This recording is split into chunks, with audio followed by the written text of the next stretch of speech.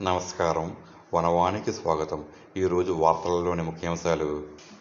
గత 10 రోజులుగా కురుస్తున్న భారీ వర్షాల కారణంగా అనపర్తి నియోజకవర్గంలో వేల ఎకరాల్లో పంట నష్టం వాటిల్లగా అనపర్తి ఎమ్మెల్యే నల్లమిల్లి రామకృష్ణారెడ్డి ఈరోజు అనగా శనివారం బిక్కవోలు గ్రామంలో పర్యటించి దెబ్బతిన్న పంట పొలాలను పరిశీలించారు. ఈ సందర్భంగా ఆయన రైతులతో నేరుగా మాట్లాడి వారి సమస్యలను తెలుసుకున్నారు.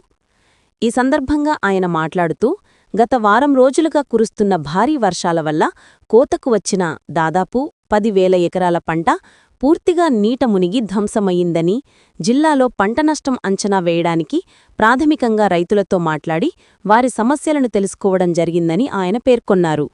ఇప్పటికే అధికారులకు ఈ విషయం తెలియజేశామని, నష్టపోయిన రైతులకు తగిన నష్టపరిహారం అందజేస్తామని, రాబోయే రోజుల్లో కూడా వర్షాలు కురిసే అవకాశం ఉందని, ఈ నేపథ్యంలో రైతులు అప్రమత్తంగా ఉండాలని ఆయన సూచించారు. రైతాంగ సమస్యల పరిష్కారంలో కూటమి ప్రభుత్వం ఎల్లప్పుడూ ముందుంటుందని, రైతులకు ఎలాంటి కష్టం వచ్చినా అండగా నిలుస్తుందని ఆయన పునరుద్ఘాటించారు.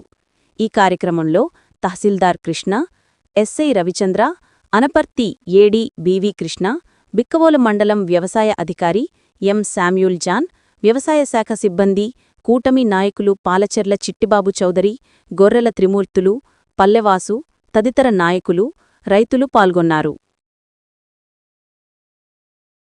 రోజులుగా ఏదైతే అకాల వర్షాలు, ఏదైతే ప్రకృతి వైపరీత్యం తుఫాను సంభవించడం, తుఫాను నేపథ్యంలో 3-4 రోజులుగా ఎడతెరిపి వానలు కురవడం జరిగింది.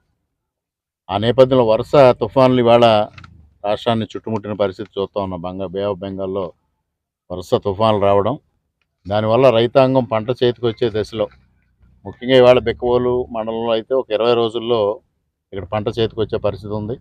అదేవిధంగా పెదపూడి మండలంలో 10 రోజుల్లోనే చేతికి వచ్చే దశగా ఉంది. ఇటువంటి పరిస్థితులు ఈ అకాల వర్షాల వల్ల అనేక చోట్ల పంట పొలాలు నేల కొరగడం జరిగింది. ముఖ్యంగా ఇప్పుడు బిక్కవోలులో మేము పరిశీలించడం జరిగింది. నిన్నటి రోజున రైతాంగం అంతా కలిసి సమస్యని ఇక్కడ స్థానికంగా ఉన్న కూటమి నాయకుల దృష్టికి తీసుకురావడం, వారు వెంటనే అధికారుల దృష్టికి కూడా తీసుకెళ్లడం జరిగింది. ఇక్కడ స్థానికంగా ఉన్న తహసీల్దార్ గారు కానీ, ఏడీ అగ్రికల్చర్ కానీ వెంటనే స్పందించి ఉదయం నుంచి ఒక ఎన్యూమరేషన్ సర్వే చేయడం కూడా జరిగింది. ఎన్యూమరేషన్ చేస్తే టెంటేటివ్గా మండలం అంతా కలిసి బిక్కవోలు మండలంలో 3,690 ఎకరాలు నష్టం జరిగినట్టుగా గుర్తించారు. మొత్తంగా 15,000 ఎకరాలు పంట ఉంటే దాంట్లో 3,600 వచ్చినట్టుగా వచ్చింది. రైతాంగం ఏమో ఇంకా ఎక్కువ ఉంటుందనేది చెప్తున్నారు. ఈ 2 రోజులు కూడా వీళ్ళు క్షేత్రస్థాయిలోనే ఉండి పరిశీలన పూర్తిగా చేస్తారు. రాబోయే 3 రోజులు 27, 28, 29 తారీఖులు కూడా పెద్ద ఎత్తున తుఫాను ఉందనేది ఇవాళ వాతావరణ శాఖ అప్రమత్తం చేస్తూ ఉంది. అది వస్తే ప్రకృతి ప్రకోపించినప్పుడు ఎదుర్కోవడం ఒక సన్నద్ధం చేయడం, ఎదుర్కోవడం ఒక ఎత్తు అయితే, పంటలకు ఏదో విధంగా నష్టపోయారో రైతాంగాన్ని వారిని ఆదుకోవడం మరింత ప్రభుత్వం స్థాయిలో చేయాల్సిన పని. దాన్ని తప్పనిసరిగా ఇవాళ కలెక్టర్ గారు కూడా ఇప్పుడే ఉదయం నేను మాట్లాడాను, 9:30, 10 గంటల ప్రాంతంలో మాట్లాడిన తర్వాత మరి అధికారులందరితో టెలికాన్ఫరెన్స్ నిర్వహిస్తాను. జిల్లాలో ఏ పరిస్థితి, ఎక్కడ ఏ విధంగా ఉంది పరిస్థితి అనేది కూడా నేను పూర్తిగా సమాచారం తీసుకొని దానిపైన ప్రభుత్వానికి నివేదిక పంపిద్దామని వారు కూడా చెప్పడం జరిగింది. ఇక్కడ ఏడీ గారు కానీ 3 మండలాల్లో, అదేవిధంగా మనకి కాకినాడ జిల్లాలోని పెదపూడి మండలంలో కానీ అక్కడ వ్యవసాయ శాఖ అధికారులు పూర్తి స్థాయిలో క్షేత్రస్థాయిలో ఏ ఒక్క రైతుకి అన్యాయం జరగకుండా ఎన్యూమరేషన్ పూర్తి స్థాయిలో చేసి మొత్తం ఎంత నష్టపోతున్నారు రైతాంగం అనేది ఒక అసెస్మెంట్కి వచ్చిన తర్వాత ముఖ్యమంత్రి గారి దృష్టికి తీసుకెళ్ళి తప్పనిసరిగా దీనిపైన రైతుకు న్యాయం జరిగే విధంగా, నష్టపరిహారం వచ్చే విధంగా తప్పనిసరిగా కృషి చేస్తానని కూడా ఈ సందర్భంగా తెలియజేస్తా ఉన్నా. రైతాంగ సమస్యలు పరిష్కరించడంలో ఇవాళ కూటమి ప్రభుత్వం ముందుంది. ఇవాళ ఎటువంటి వైపరీత్యాలు సంభవించినా ప్రభుత్వం తక్షణమే స్పందిస్తూ ఉంది. దానికి ఉదాహరణ ఇటీవల కొమరపాలెంలో జరిగిన ప్రమాద ఘటనలో ఏ విధంగా స్పందించారనేది మీరంతా చూశారు. తప్పనిసరిగా చంద్రబాబు నాయుడు గారు రైతు పక్షపాతి, కూటమి ప్రభుత్వం రైతు పక్షపాతి.